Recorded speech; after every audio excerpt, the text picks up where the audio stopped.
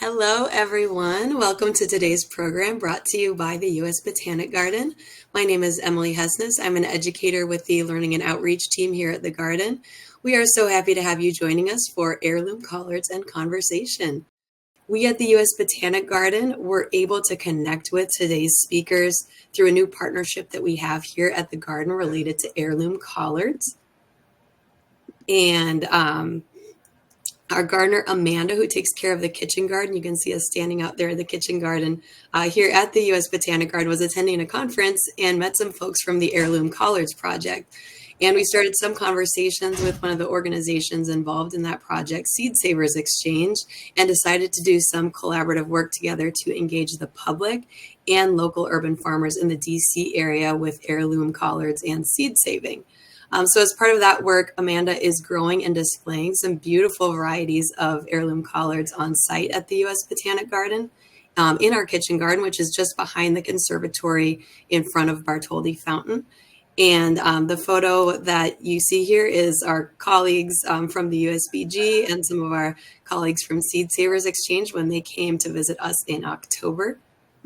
And then this one is a photo I took this morning of the collards still growing out in the cold weather in the kitchen garden.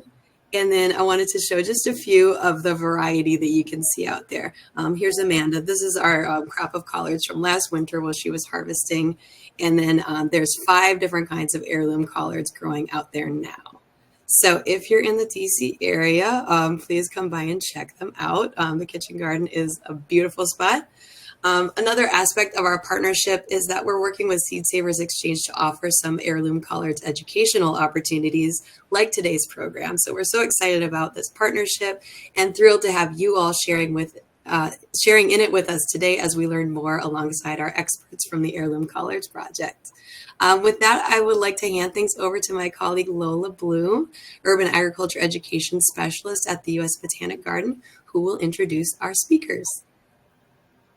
Hi, everybody. I'm so happy to have all you here today to talk about this crop that we love so much. And I feel especially fortunate to have 2 of the luminaries in this movement with us today, Ira Wallace and Bonnetta Adeeb.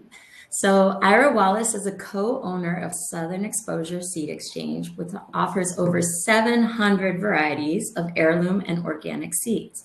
She promotes sustainable gardening and seed saving and has served on the boards of the Organic Seed Alliance and the Virginia Association for Biological Farming. Ira co-founded the Heritage Harvest Festival at Monticello, and her expertise is in high demand, often speaking to audiences around the country. She writes about heirloom vegetables for publications like Mother Earth News and has authored several books, including the Timber Press Guide to Vegetable Gardening in the Southeast. Go get it, folks.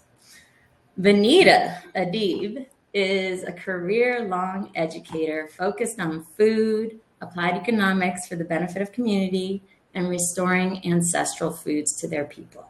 She's the president and founder of STEAM Onward, a nonprofit working to bring more underserved youth into science, technology, and agricultural fields. In 2020, she founded the Ujamaa Cooperative Farming Alliance, which is a collective of BIPOC growers, farmers, and gardeners who cultivate and distribute heirloom seeds and grow culturally meaningful crops. So you can see we're so happy to have you both here today. And with that, we're going to start with some questions. So I'd love to start with Ira. Ira, you're considered the godmother of the Heirloom Collard Project. So can you talk to us a little bit about what is the Heirloom Collards Project and why did you get involved? The Heirloom Collard Project started with a book for me.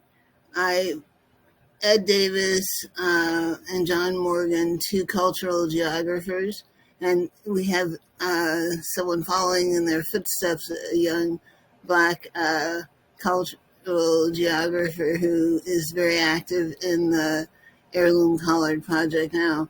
But then they had spent several years in the 90s and late 80s collecting heirloom collards. And one of the things they found out was that the stewards of these were old, the average over 65, and they, put seeds that they collected in the USDA gene bank. And one of the things that they did was work with the Iraq in Charleston and grew out 60 of the 90 accessions that they had collected.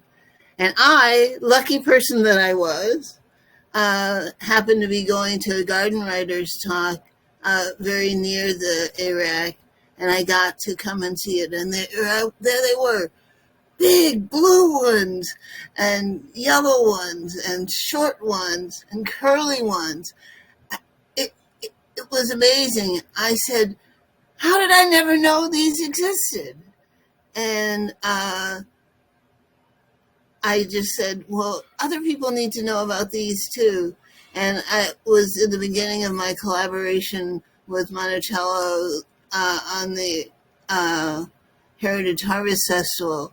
And so I reached out to everybody and their cousin who I thought might be interested in collards. And among those were people from Seed Savers Exchange in that early talk. But I also was invited to give a talk about this emerging project between us at Old Salem. And the specialness of collards in the seed saving world began to emerge because an African American sorority sister was volunteering at that talk, and she contacted me about getting her sorority sisters to regenerate one of the collards. And they fortuitously, after fighting off deer and rabbits and putting wire fence over it because the churchyard where the regeneration was happening didn't have a fence, they brought to market the first crop of the heirloom seed project, and that was William Alexander Heading collard, one of the cabbage collards that are famous in the Carolinas. And we, at that same year that they were growing that collard, we had a demonstration of all the varieties at Seed Savers Exchange and at Southern Exposure. And we shared pictures and collards with everyone. And unlike many projects that I've done with seed saving, that there were lots of African American people who wanted to get in on the action, and actually later found people from all across the African diaspora were interested. And Southerners who are white, they wanted to, some too. We won't cut them out. But an amazing group of volunteers, and I came together and have continued to come together, making all sorts of wonderful, tasty, educational projects happen. And the collards have bloomed and set seed, and we make more and more of them available every year. I think that's how it started. I love it. Also, if y'all are watching closely, you'll notice that Ira's wearing a very special shirt, Holler for Collards, which all of us are going to want after this talk. And I love that you bring up sort of the reach it had into the African American community and to more diverse communities, because when I think of heirlooms, sometimes I'm thinking about, I usually thought about tomatoes before, because that's usually what people talk about. But now we're talking about these heirloom collards, and it's taken this new life, right? So Bonnetta, I would love to hear from you a little bit about the cultural connections that have occurred through this project and some of the interesting ways that collards have showed up in different people's lives. Thank you so much. Well, I call collard a gateway crop because people who have never wanted to grow anything seem to be interested in growing and eating collard. It's a good way to get people started, even though brassicas are kind of a difficult crop to grow. So basically, what we realized was that I was working with the Cooperative Gardens Commission that was giving away free heirloom seeds during COVID. What happened was that people were making requests and we didn't have access to those seeds. And so it came an opportunity for us to join the Heirloom Collard Project to produce enough seeds to make them available to people all over the country that were requesting culturally meaningful crops. I think collards are one of the best examples we have for many reasons, but primarily when African people came to this country as technicians, as farming scholars, as technicians, they were sought for their skills in agriculture, to put it in a little bit different light. So when they came to this country, one of the things that didn't come were traditional African greens. And so when they saw these plants that were basically kind of discarded by European immigrants that were not really being utilized, African people took the technologies and the skills they had for growing traditional African greens and adapted crops and developed what we now know as collard. What we thought is there were maybe a couple or three varieties. What we didn't realize was families and individuals and communities developed their own collard based on their tastes. So whatever was interesting. So, many Africans like the taste of bitter. So they like those greens that, maybe have that strength in it or bitter. But we found like the Lumbee Indian people, they want their greens sweet. They have a preference for that yellow collard cabbage. They make the most delicious things. They make these collard green sandwiches out of these delicious greens. And we found that of all the lasting traditions, collards were served at Christmas and in the winter, basically because they're the last man standing in the garden. So when you ran out of all your green vegetables, you could go out and pick collards, and they were even more delicious after the first frost hit them. So some of the lasting traditions we have are around, eating collard greens for New Year's, which represent money, dollar bills, and the black-eyed peas, which represent coins, and all of it represents good luck and the passing of tradition from one generation to the other. So in our work to restoring our heritage around important crops, foodways, and maintaining those traditions, we found that collard spoke to those. We met people who had never grown anything before, but had talked about when they were children, they worked with their grandparents. And so they were interested in growing collard because there was a nostalgia there. It was something that belonged to them. There was no question that collard was an important Southern tradition. It also tells an important story about the role that Southerners have in Southern cuisine and how Southern methods of cooking have African roots. And so it tells a story that could be painful, but told in a sweet way through something that's delicious, nutritious, and really exciting. And I cannot think of a crop that is more beautiful than to see these beautiful collards on display. So I think that why not? Why not collard greens, right? We holler for collards. Yeah. I mean, speaking of some of those recipes, I want us to share a picture of some of the recipes that have been featured on the Heirloom Collard Project website, which everyone should go to after this. A lot of us think about a pot of greens being the be all and end all, but there are so many things that can be made with collards traditionally and non-traditionally throughout the entire African diaspora. Bonnetta, can you talk to us a little bit about these ones that we see here? Yeah, please let me share this recipe for Mimi greens. So Mimi is my adopted sister from Niger, West Africa. from Ouagadougou, and she was born in Ouagadougou, and from Niamey, which is in central West Africa. And so many people wonder about our traditions of how we cook these greens.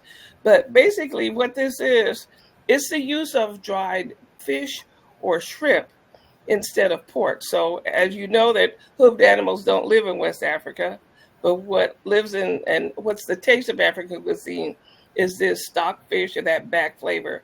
So we found that this recipe translates really easy to the taste buds of Americans. It uses a shrimp, any kind of fish in it, and it has amazing quality. It uses ground nuts, which when from an African perspective, or something like bambara nut, when Africans came to this country, they didn't have bambara nut, they substituted peanut.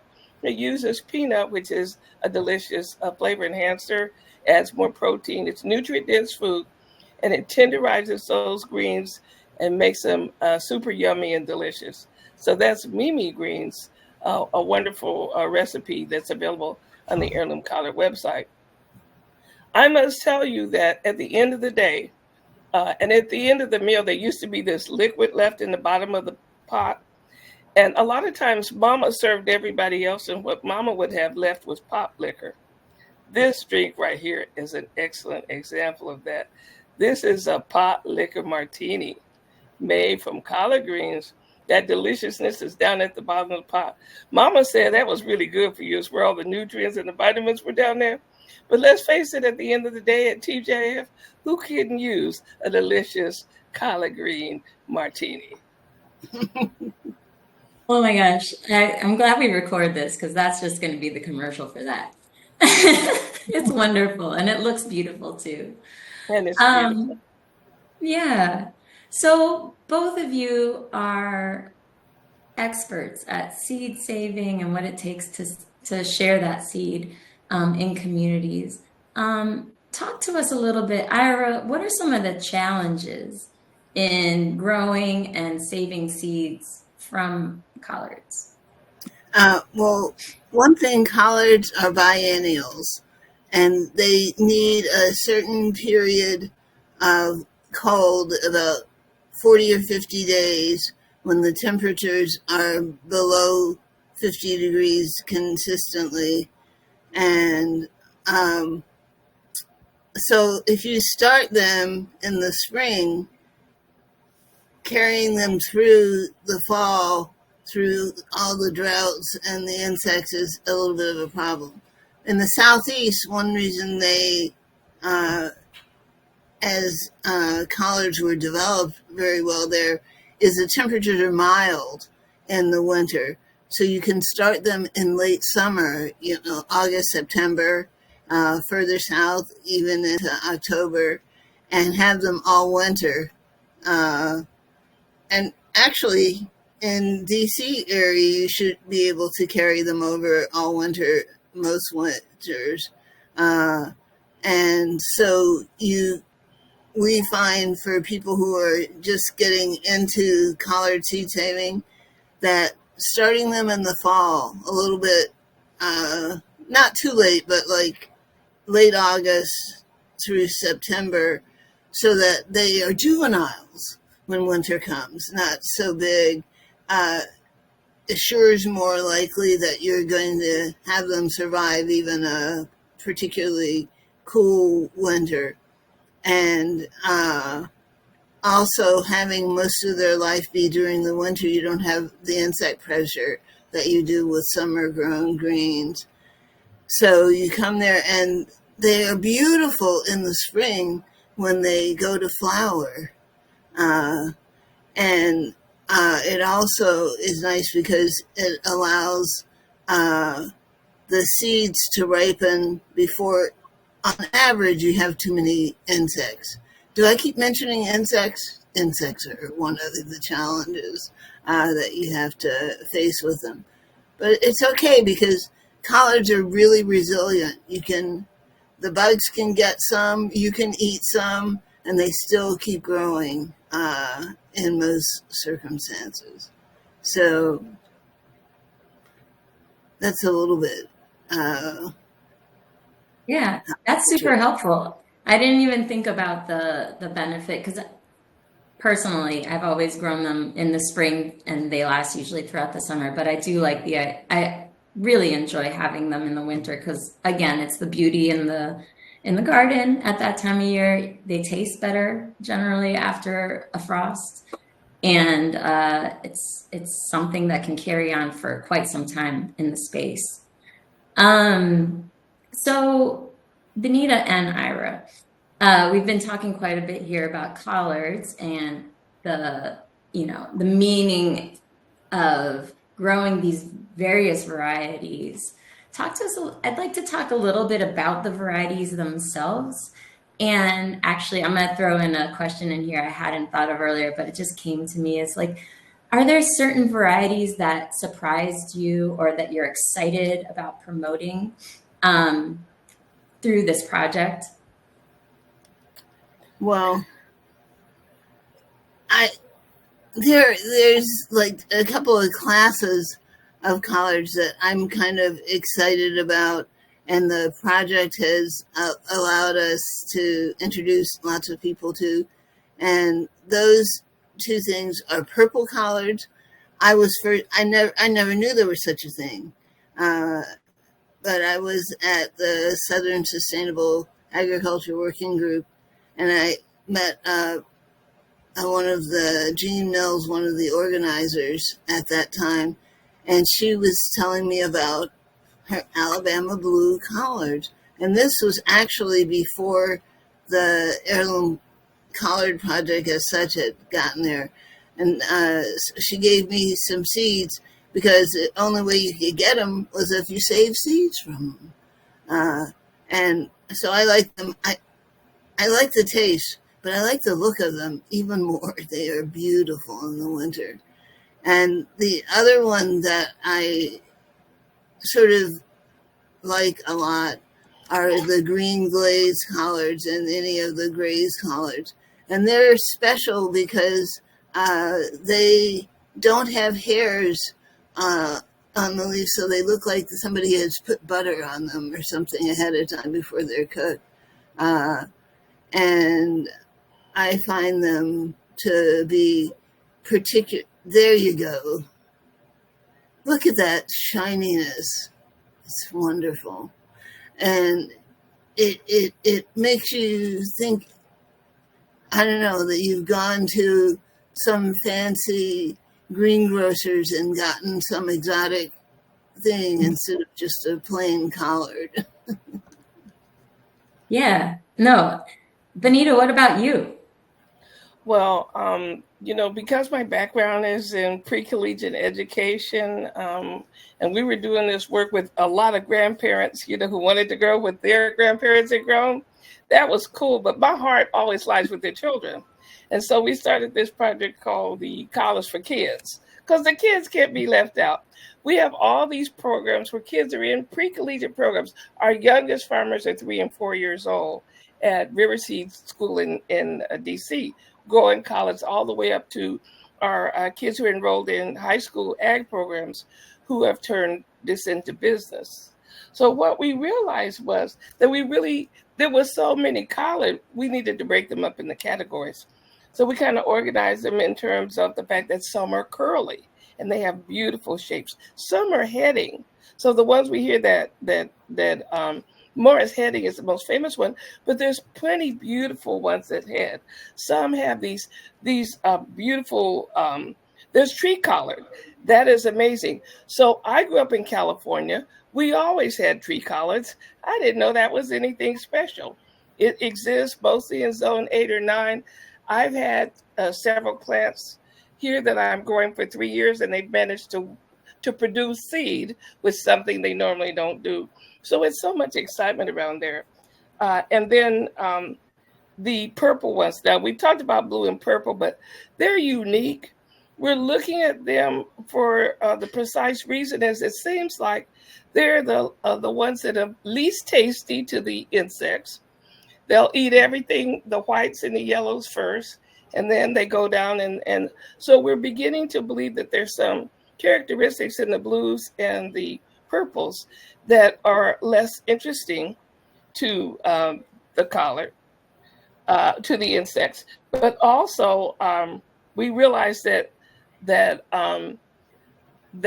they wintered over better. So of all the plants growing in New Jersey that we had, and we didn't talk about the ultracross yet. Let's talk about that. But within the ultracross, the last man standing were the blues and the purples.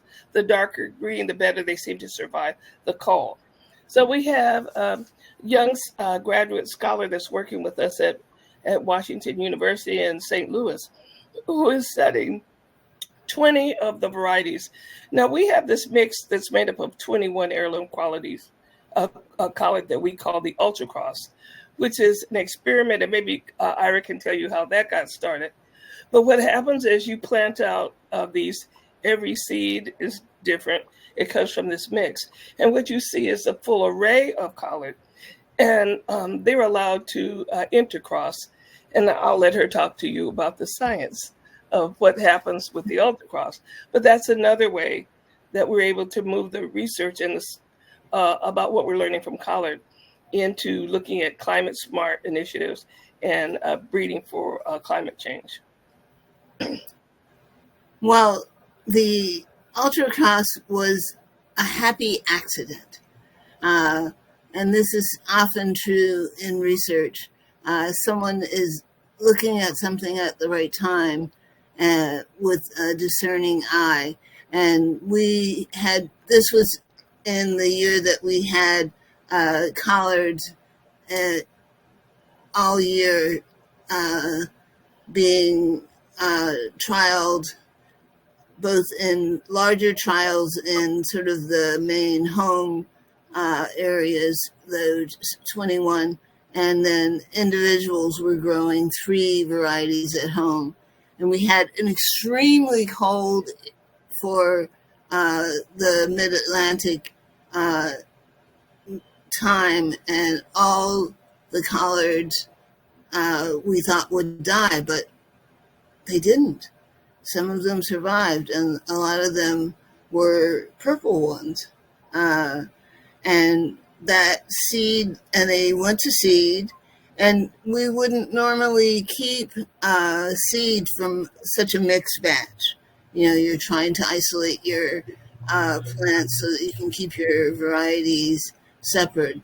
But in this case, what these all had in common was being particularly cold hardy.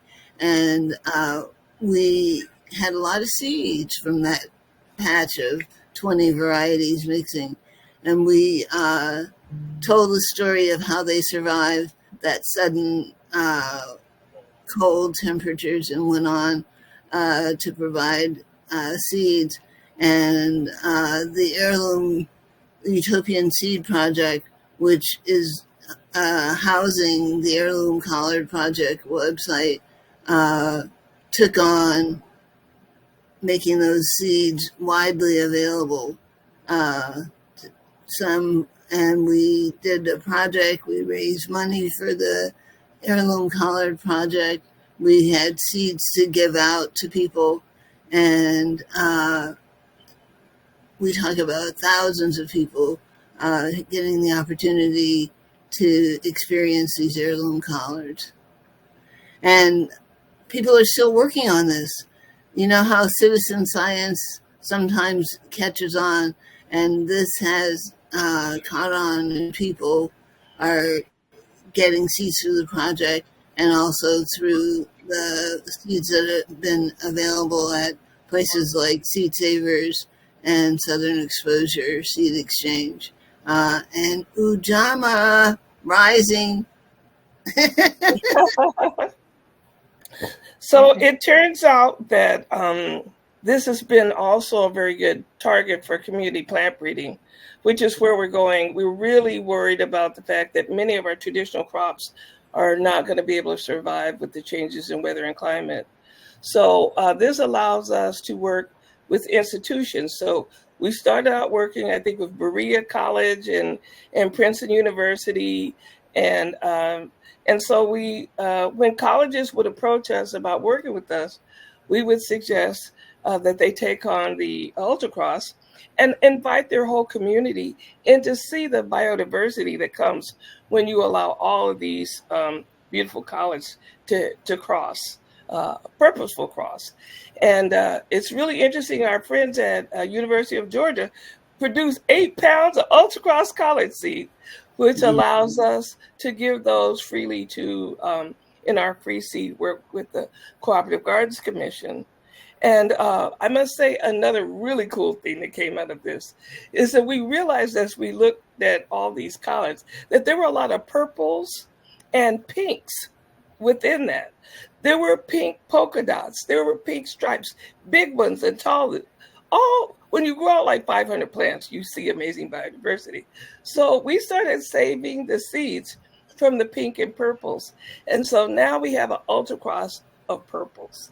So we plan to keep doing this, teaching people that you don't have to put seeds and plants under a microscope to get new varieties. You can do it in ways that augment and support Mother Nature instead of trying to claim and own them. You know, a large part of our work is to make sure that these seeds are maintained and they're available for future generations and for future scholarship. So the ultracross collard has really been such an important crop for us. And it's allowed us to now have the ultracross purples. And somebody asked about other crops. We actually have multiple other ultracrosses. We have a group that we're working on that won't quite cross like they're supposed to. We call that the promiscuous African pea. And so black-eyed peas and all of that. And we're teaching people the science of community plant breeding through these initiatives. Wow. Oh, no, you can grow. Somebody asked about Zone 8. No, you can grow these. We're growing them in Canada. We're growing them in West Africa. They're growing them in England. Wherever there's human beings, let's try to grow some collards. Absolutely. I mean, ultracross purple collards are officially on my planting plan for 2025. That sounds beautiful.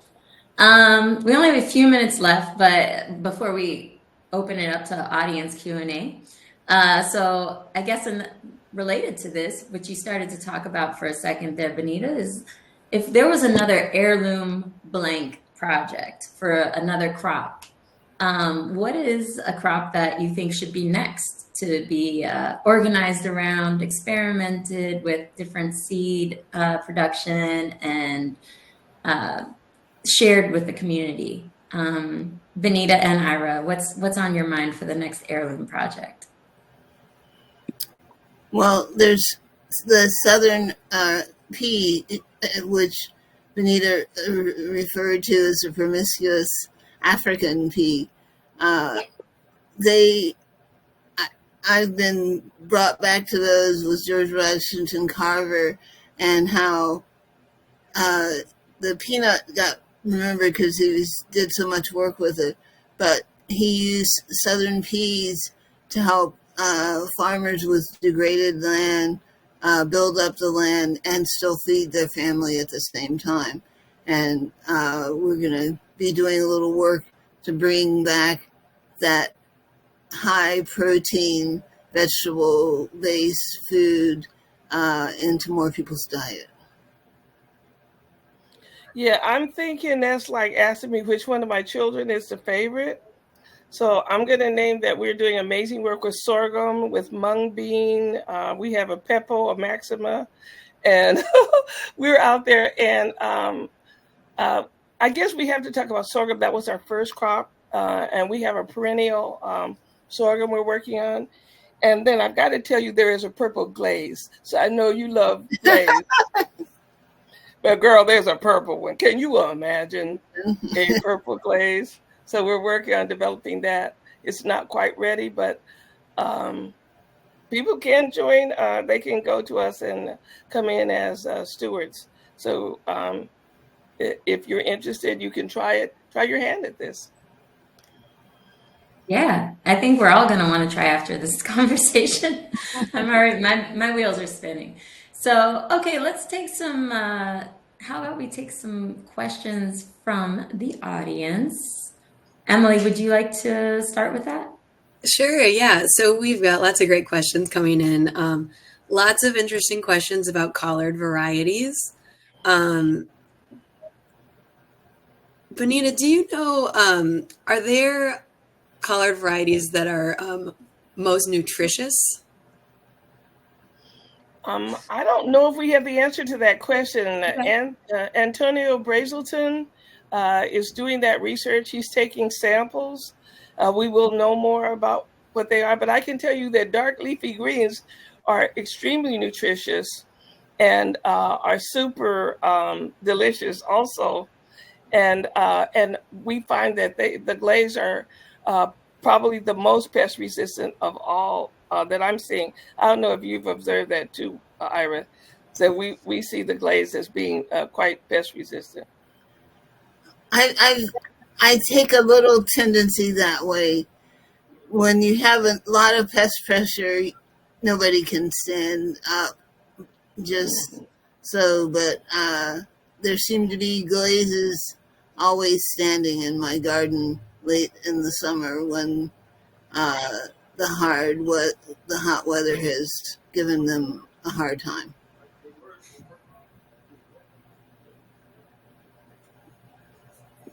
Thanks. Yeah, people were asking too about pest resistance, so glazes, that's a good tip. Somebody asked about tiger collards. They said, I've read that tiger collards are a great variety. Is this a variety you recommend? They'd had difficulty finding it and are curious about finding seed for rare varieties.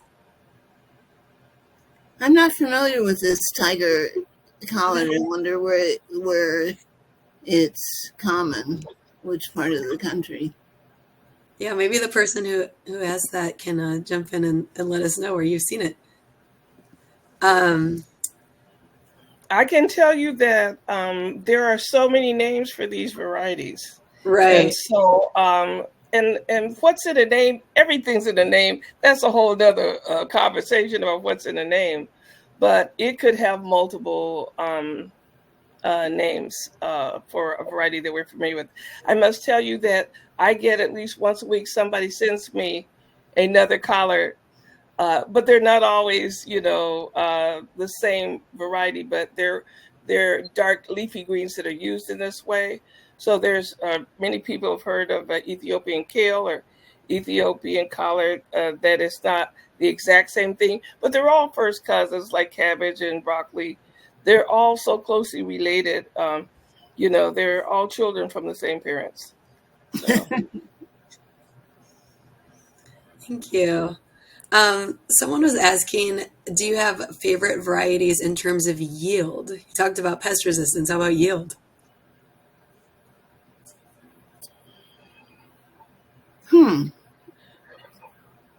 Well, let me just address what some of the Southern farmers are making, like Ben Burkett, who's one of the most outstanding Black American farmers, one of the founding members of the Federation for Southern Collectors.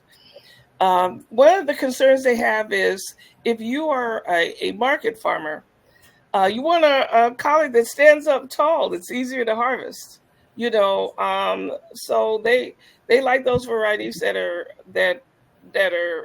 grow in that pattern. But we have other growers in Louisiana who have a lot of storms, and they're looking for low-lining things that can't be knocked over by storm or wind or can resist water. So all of this research is being done. Collards are not just the past, my friend. Collards are the future.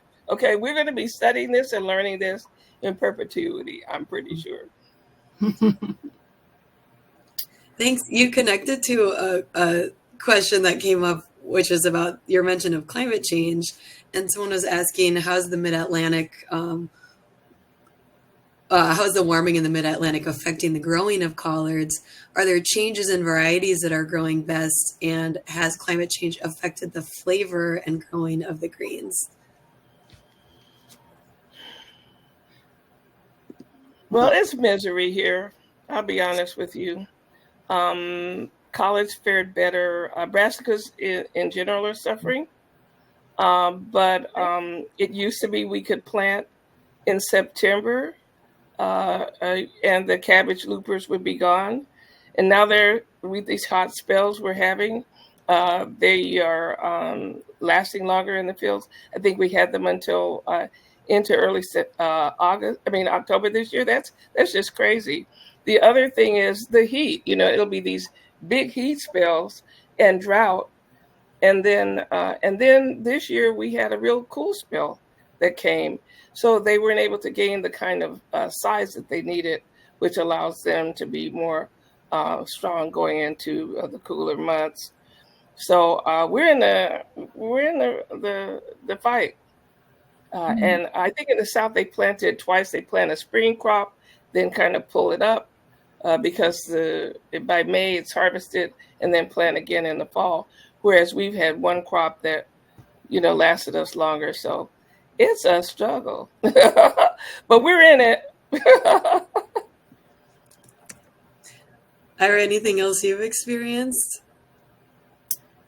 Well, I think that is timing, but for a long time I've been an advocate of succession planting because sometimes a week to 10 days difference in planting can make a huge difference in how your yields are at the other end, just catching the weather. So I encourage gardeners with collards, as with other crops that harvest over a long time, to try succession planting at least 2 or 3 different times. And they can be in the same bed. They don't need to be, spread, but they need to have the different details of the weather affect them. Thank you. Here's a fun She question. wrote the book, right? Ira wrote the right. book. I say the book, I mean she wrote like 6 books. Okay. I love it. We also have a journal. We have a journal that can take you, give you more detail about this. And then for small children, somebody asked about that. We have Big Daddy Greasy. That is a book that teaches kids how to save collard seeds. And the Big Daddy Greasy is a variety of one of our heirloom collard. And we'll have more coming out. Someone just asked about your work with school-age children and growing and eating and seed saving with collards. If you would speak about that a little bit more, especially they're interested in community garden or sort of public teaching garden settings. What does that look like? Yeah, I must admit that the school-based projects are the ones that make me the happiest. When I get happy, I shed a few tears. I want to highlight 2 projects. And Antonio Basilton, who's here, is with the Jackie Joyner Kersey Center in East St. Louis, Illinois. I must tell you, they've got 2nd and 3rd graders that are experts on collard, that are growing collard and have a farmer's market. It doesn't get any better than that. And also in Milwaukee, Wisconsin, at Benson High School, there's a group of high school kids who have been growing and breeding collard. They produce seed crops and have developed a tremendous market. They can sell every collard green they grow. They have figured out how to make money selling collard greens. We want this to be entrepreneurial. We want people to see it, the future. Yeah. And another thing about collard, it's the only crop I found that matches the school year. You plant it when school starts and you harvest it before school's out.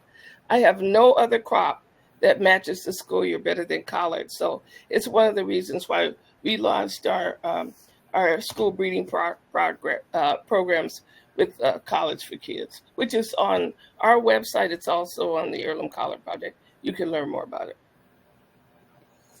Beautiful. Thank you. Here's a fun one that now that we're on collards and people. What's a good collard stewardship story that you know of? Ira, you want to start with that one? Yeah. I guess I could. I was thinking thinking about the Alabama collard that was the first one that, I got introduced to. And Jean Mills had gotten that from her grandmother in Alabama. And so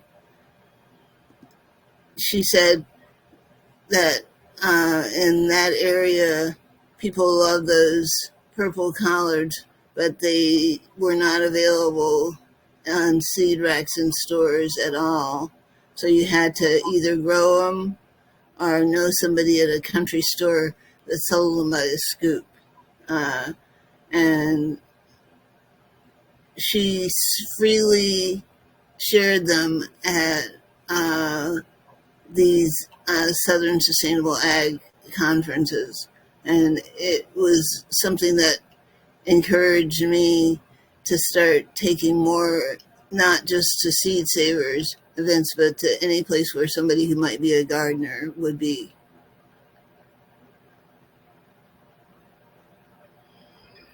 Yeah, I want to talk about Mr. Levy Grissett in Supply, North Carolina, Yes. who has been growing collard for probably 55 years. He doesn't even eat it. He grew it for his wife.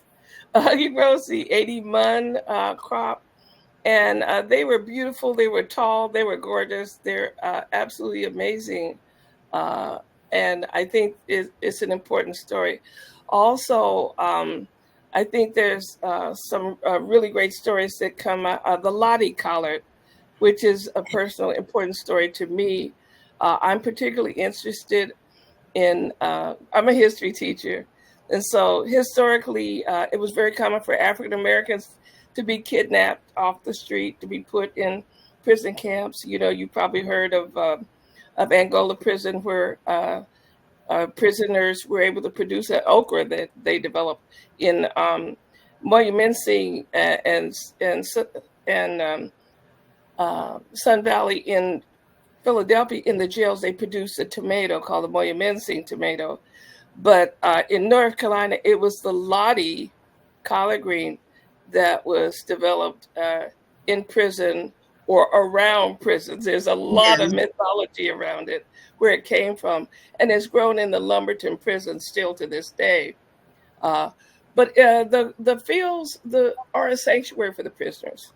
So where in the past people were kidnapped and forced to farm, now in modern times, the garden is a refuge for people to go and debrief and get to become at one with nature.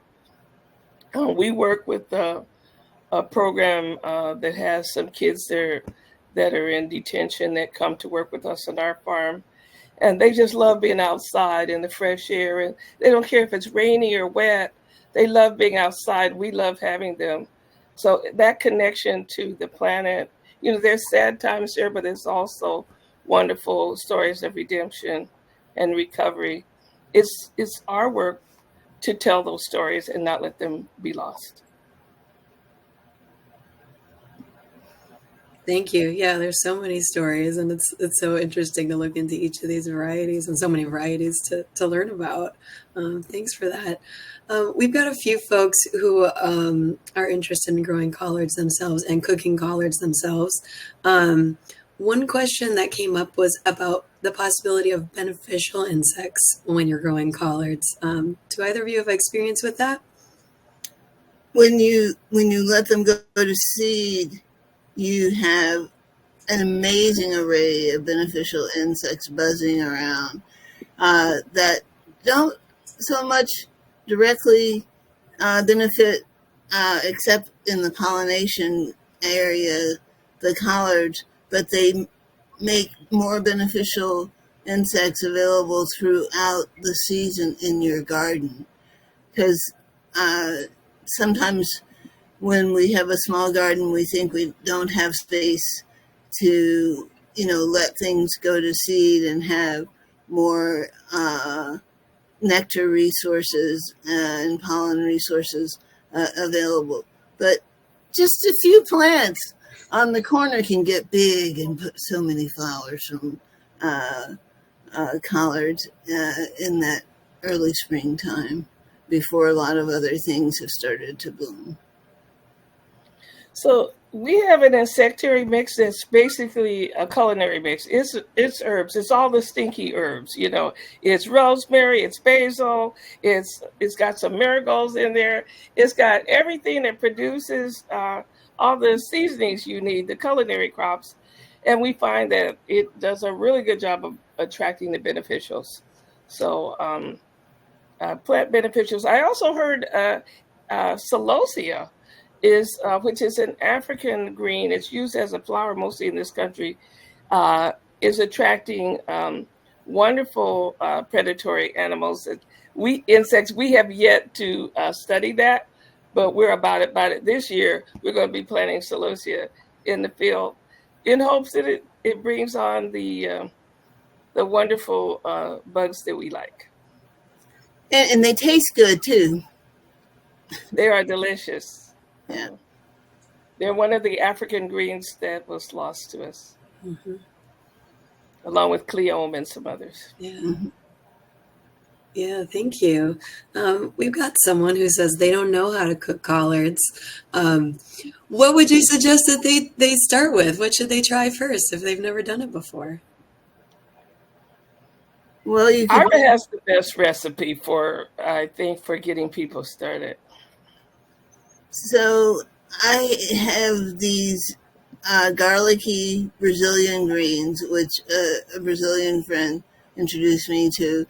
And I like it because you get to practice some of your cooking skills here.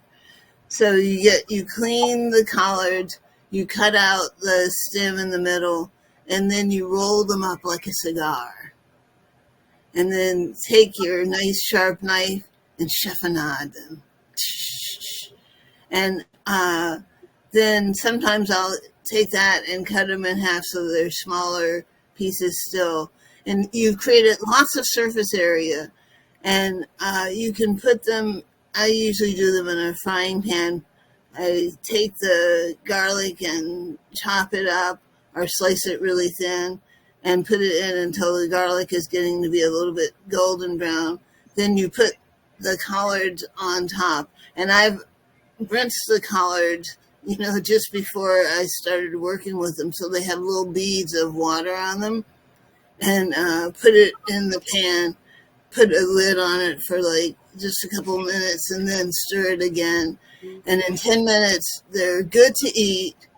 They're tender, but more in a Chinese vegetable type tender, not soft like they had been cooked for a long time. And the color's bright green, and people love them. A little salt if you can tolerate salt. And my recipe is the opposite of that. It is completely crazy. But let me say that a friend of mine you've heard of a massaged kale? Well, she massages collard and serves it as a salad. And it makes you want to slap your mama. It really does. So my recipe is actually twofold, in which similar process that Ira went through in terms of steaming those and blanching those greens, cooking those greens first. And then in another pot, we're making an African sofrito. So if you think of what's in a sofrito, which is everything, now add the kitchen sink in there, and you have an African sofrito with peppers. So maybe like a Scotch bonnet or habanero. And you cook up that sauce, and to that delicious sauce with tomatoes, onions, garlic, and all your seasonings, you're going to add a couple of tablespoons of nut butter. So that could be almond butter or cashew butter or peanut butter or egusi, and you stir that and make a sauce. And then you take your greens and add it to that sauce. And that is called a stew. So you can do that basically with any green. And then to top it off, you can use shrimp, oysters, any kind of protein that you choose to make it a one-pot meal. Serve that over rice. That is, I guess it's the opposite of It's not fast. It's not quick. It takes forever, but it's a one-pot meal. It's an African recipe. I love that. Thank you. So many creative ways that we can use collards. It's awesome. We're getting close to the end of our hour here, so I wanted to see if Lola, you wanted to close us out with your final question. Yeah, absolutely. Gosh, I was just typing. I'm so hungry now. Like this is I know. lunchtime, and y'all are making my mouth water. Well, thank you both for sharing all this knowledge with us today. And because you both have such an amazing wealth of knowledge, but also you both are visionaries, I'd love to hear from both of you around what your hopes for the future are in terms of seed saving. I want to see seed saving be something that most people do who garden. And it will be something that you think, I'm going to take the little one out there and we're going to get in those collards and we're going to save some, and then they will remember the grandmother did it and pass it on to their children. Because we can't, if we have such a uniform seed source, we are going to lose too much genetic diversity and too much of the knowledge that gardeners and farmers need to be more independent moving on into the future. Yeah, my dream has to do with every individual taking the time with their elders' families and finding out what should they be eating, what foods are important to their families, doing that research, and then finding those seeds and planting your own heritage garden, your own ancestral garden. I will be successful when I walk down the street and I see an ancestral garden in everybody's backyard. So whether the chances of that, I don't know, but hopefully this podcast will help us on the way. Absolutely. Thank you both so much for sharing all of this today. And we're all going to go work on helping to achieve those dreams for you.